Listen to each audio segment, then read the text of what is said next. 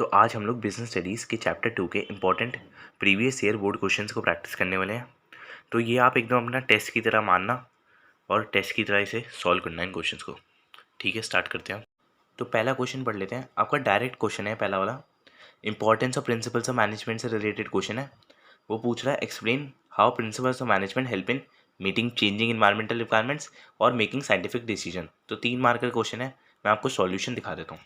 तो ये आपका सॉल्यूशन हो जाएगा। तो अगला क्वेश्चन आपका 4 मार्क का है, केस स्टडी क्वेश्चन है। तो पढ़ते हैं, पहले क्वेश्चन पूछ क्या रहा है हमसे। Which technique of management is followed here, name the principle of management followed here, which option is available to Suresh since the company is not allowing him to interact with the concern worker in the production department. ठीक है, तो अब हम question पढ़ते पढ़ते ढूंढेंगे जो उसने मांगा है। Suresh works in a bulk manufacturing company, each bulb which is manufactured is of standard size. तो स्टैंडर्ड साइज से मेरे को पता चल गया कि स्टैंडर्डाइजेशन की बात कर रहा है टेक्निक ऑफ मैनेजमेंट में। ठीक है, further if there is any unrequired type of bulb manufactured then its production is stopped. तो समझो सिंप्लीफिकेशन की बात कर रहा है। सिंप्लीफिकेशन में क्या करते थे हम, जो प्रोडक्ट खराब होता है, बनाने की जरूरत नहीं है, उसे क्या करते थे हम, हटा देते थे, उस प्रोडक्ट को बनाते ही नहीं थे। ठीक है, तो आगे बढ़ते हैं। Last month when the company came to know that 10 watt bulbs were no more liked by customer their production was stop. फिर से किसकी बात कर रहा है, सिंप्लीफिकेशन की। ठीक है, he works in the purchase department. He कौन है, ही यानी सुरेश, जो ऊपर बंदा बताया तुम्हें। ठीक है, his job is to purchase the filaments required to make bulbs. This time when he purchases the filament he gets the instruction from the seller that some special care needs to be taken in the first hour of fixing the filaments inside the bulb. Suresh knows this information should be given immediately to the production department before the assembling process start. However, he finds that company's policies only allow him to give the message to his immediate boss. समझ रहे हो, scalar chain की बात हो रही है कि तुम कम्युनिकेशन सिर्फ अपने सुपीरियर से कर पाओगे, तुम बाउंड हो, रिस्ट्रिक्टेड हो तुम। ठीक है, the passing of this message will continue till it reaches the desired person in the production department.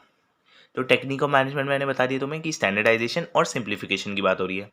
Principal of management scalar chain की बात हो रही है, वो तो साफ पता चल गया।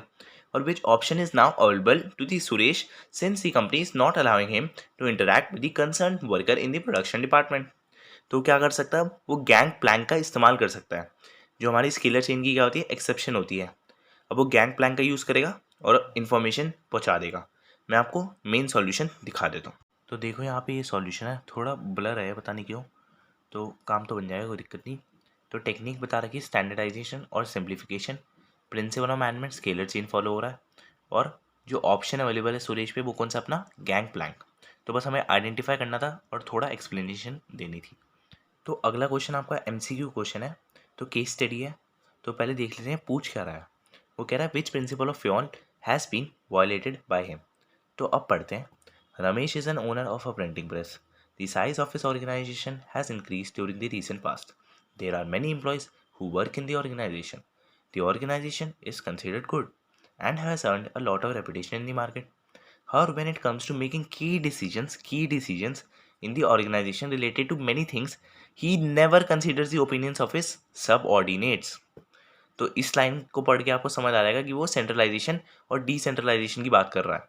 वो कभी भी ऑथोरिटी डिलीट करता ही नहीं है, कभी भी छोटे एम्प्लॉयज़ को मौका देता ही नहीं है डिसीजन लेने का। तो वही सेंट्रलाइजेशन और डिसेंट्रलाइजेशन की बात है। Even though the size of the organization has increased, yet he tries to take all the key decisions on his own.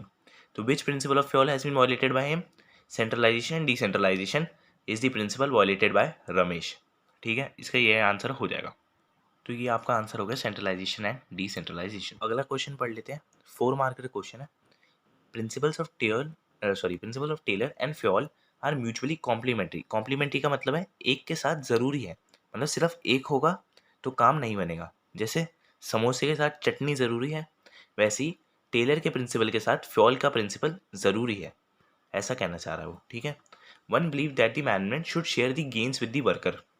ठीक है, इस लाइन से मेरे को याद आ गया हारमनी नॉट डिस्कॉर्ड, जस्ट याद आ गया। While the others suggested that the employee's compensation should depend upon the earning capacity of the company. Employee compensation should depend upon earning capacity, यानी remuneration of employees की बात हो रही है, and should give them a reasonable standard of living. वही remuneration of employees की बात हो रही है। तो कह रहा है identify and explain the principles of Fayol and Taylor effort in the above para. तो ये तो हमने ऑलरेडी आइडेंटिफाई कर लिया, तो दिखा देता हूँ आपको लास्ट एक बार। Management should share the gains with the worker. इससे क्या पता चल गया, हारमनी नॉट डिस्कॉर्ड, ठीक है। और अगली लाइन जो अपनी, employees compensation should depend upon the earning capacity of the company and should give them a reasonable standard of living. इससे पता चल गया मेरे को रेन्यूमरेशन ऑफ एम्प्लॉयज। तो ये दोनों प्रिंसिपल है, इन दोनों को बस हमें एक्सप्लेन करना है और 4 मार्क आपको मिल जाएंगे। तो ये आपका रिक्वायर्ड सॉल्यूशन हो जाएगा। तो आई होप सो आप क्वेश्चन सॉल्व कर पाए होंगे। और फिर अब हम नेक्स्ट चैप्टर करेंगे, चैप्टर नंबर 3 बिजनेस एनवायरनमेंट के इंपॉर्टेंट प्रीवियस ईयर क्वेश्चंस।